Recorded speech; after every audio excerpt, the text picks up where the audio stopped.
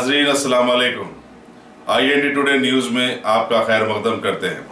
आइए देखते हैं ये तफसीलात। असम्बली हल्के कारवान के तहत शाहतम तालाब और हुडा पार्क लंगरों से मुत्तसिल तालाब में पानी ठहर जाने और उससे पैदा होने वाली गंदगी का मुस्तकिल हल तलाश कर लिया गया। JHMC ने इन दोनों मकामात पर तालाब में बेल आ जाने से माहौलियात को भी खतरा लाहक हो रहा था और उसके इजाले का फैसला किया। बल्दिया के अरबाब जिम्मेदारों ने उनकी तदारीक के लिए एक कंपनी को कॉन्ट्रैक्ट दिया है।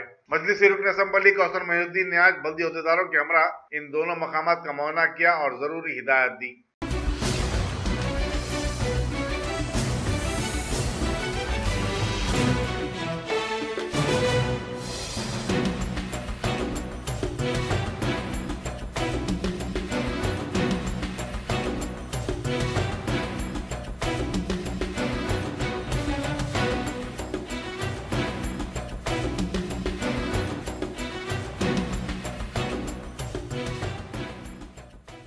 अगर आपने हमारे चैनल को सब्सक्राइब नहीं किया है तो आपको यहाँ सब्सक्राइब बटन दिख रहा है, उसे क्लिक करिए और सब्सक्राइब कीजिए और साथ ही साथ बेल आइकॉन को भी क्लिक करिएगा जिससे कि आपको ताज़ा अपडेट मिलते रहे।